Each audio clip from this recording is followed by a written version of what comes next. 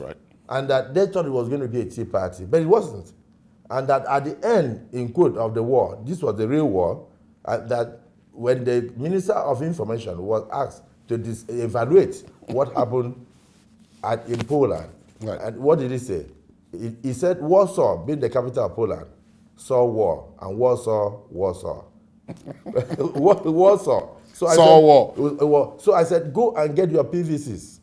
That in the name of God, I believe strongly that none of you will be a victim of that war. And they said amen. Okay, And so I also that was the described context. further, I said, if they are calling for a storm, then you become a shrub. That when the storm is coming, the reason why the shrubs survive is that the shrubs burn. That the only trees that get cut down are those either that the remain cocoa trees or the palm trees that stand attempting to withstand the storm, and then they will be cut down. That none of it will be cut down. So let us be the APC in my state should now be the shrub, so that if the PDP is bringing war towards us, we should just burn. When the war is over, then we'll be the one standing. And what does that mean? Victory. So the whole country misunderstood it. I am such a peaceful person. I'm an advocate of peace. I cannot call for war. So it was just a dramatic expression in reaction to what the Director General of the PDP campaigns in the state said, that they must recruit their soldiers and they must prepare for war. And guess what? One of the chieftains during the second term declaration of my governor also went on stage and said that his senatorial district has already declared war. But because those are the people who said those things, nobody is listening to them. It was Akpabio. So I asked the question, well, Akpabio remains an uncommon defector, and therefore any speech he makes must be turned into uncommon controversy. That's the situation. Your Excellency, let me again take you in another direction. And now I have to take you home, because now we mentioned what happened at home, which led to the statement you mentioned. Yes.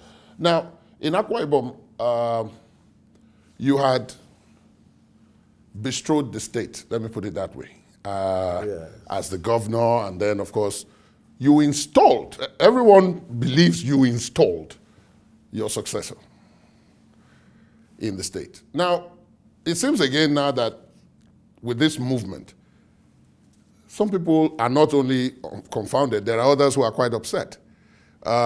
Your predecessor, Obong Victor Atta, is upset because he says he still can't get his mind around why, what happened. And then your former deputy, Pt.4, was also quoted as saying that he felt this would be a bad omen with your movement. Of course, your successor is definitely not happy. And that would not be surprising for anybody who knows the political terrain. The question, I guess, though, is this. Akwa Ibom will be a prize for the APC in 2019 to win. But it will also be a prize that the PDP, which currently holds the state, will not want to lose. I'm not asking you to disclose political strategies, but I want to know what you make of what will be the upcoming situation in Akwa Ibom. In Akwa Ibom State, I want to thank my people for the support they are always giving me, and they are still giving me. Right from my days as commissioner for many years, and then as governor for 8 years, and now as a governor, as a senator to date. My people have always been with me, and they believe in me, and they know that I'll always love them forever.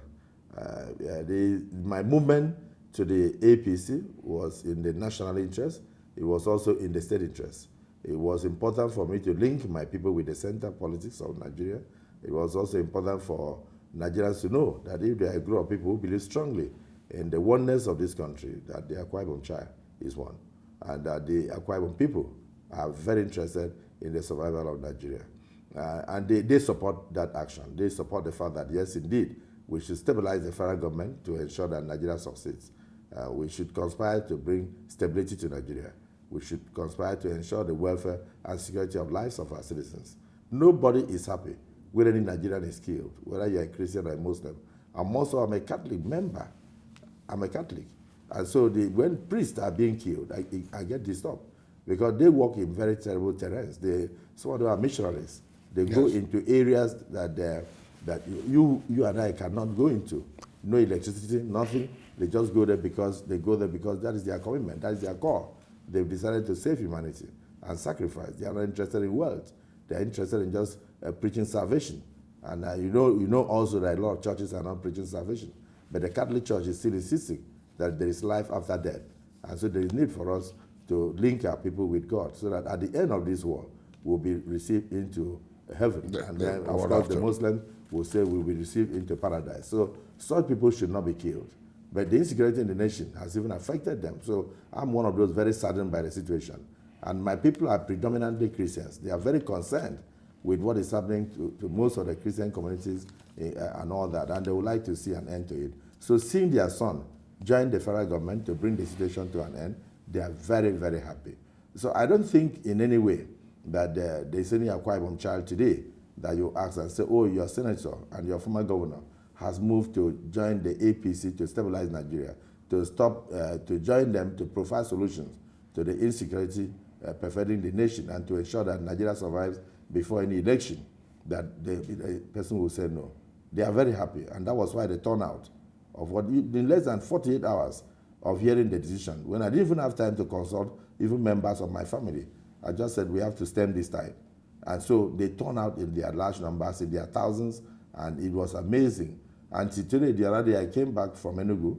I got home, and the youth said they wanted to see me, to hear directly from me. I thought it was going to be in a hall. By the time we would try to enter the hall, it was madness. Over 25,000 youths it was amazing. So we had to do it in the open. And they said, and they listened to me, and they spoke, and they said, we are 100% with you. So I don't see how my movement will affect Akwa Ibom State, since the people are very happy. I think my movement will put smiles on the faces of Akwa Ibom children. I think my movement will elevate their spirit. I think my movement will make them more naturalistic. I think my movement, which they've always known, will make them extremely happy. The only thing they are not happy about is the barrage of attacks that I'm getting and the insinuations and smear campaign by people that it was because of EFCC, which is totally trash. I'm sorry to use that word. It's balderdash. It's a falsehood.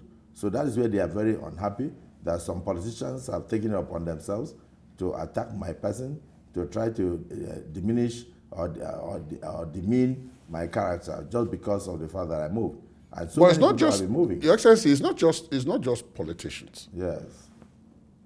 You will remember a little while ago I made mention of your predecessor and I made mention of your former deputy. Yes. Now, your successor obviously isn't happy either at your movement. He hasn't told me that.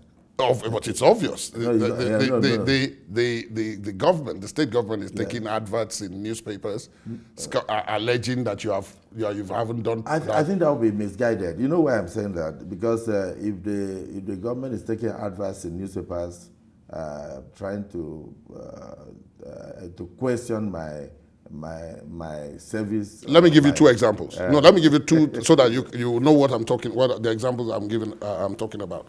One, they talk about the 4 Points Sheraton. Yes. That you commissioned it without it being completed. No. I'm not saying you did. That's the allegation. That's what they're saying. No, I commissioned it when it was completed. So then the Uyo Ikorekpene Road. Yeah, that it wasn't completed. Yeah, I commissioned the first part. I did it in 2 phases. I commissioned the first part of the road. I think it was about 15 or 17 kilometers. And so I commissioned that. If you know Uyo very well, we are done above the Civil Service Training Center. Yes. Which at that point is about 15 kilometers. We had commissioned that. The totality of the road is about 25 kilometers. So, and we had gone a little bit above that before my successor came on board, and he has also advanced it further. It's just that the road is not yet finished. I would rather think that the reason why the road is not finished is because there is a particular point that they need to do a lot of work because of drainage situation. You know, okay. So that's I can't hold brief for government. So that's one. And then the 4 Sheraton points, by yes. 4 Point. What was remaining was the management agreement, which was to be entered into between the government and those who would manage. Starwood Group. Right. And Starwood Group had actually even issued a publication way back on 29th of November 2014, heralding emergence of Sheraton Hotel. So I don't have the records of government now. The records are there. So if anybody makes allegation on the newspapers or anywhere, now the person is just trying to blackmail me or smear my name because the records are available. The records are no longer with me, but there's no way a hotel like Sheraton or a group like Starwood with the real names of their general managers will issue press release without having entered into some kind of commitment. And you don't build a hotel and brand it without the owners of the hotel having inputs into the nature of the seat, the kind of color, the kind of, so it's not something for me to go into. But I think if anybody makes a public statement or makes an advert out of it, I think it's based on misadvice. So it's not something, I think the state government is quite happy with my movement to the APC. Are they going to follow you, Yeah. do you think? The state government is quite happy with my movement to the APC because my state is quite excited about being able to join the center now to ensure the slide evening. And I will tell you something that all along, most people in the Niger Delta region, the South region, we are minorities basically, and we always want to make sure that we survive.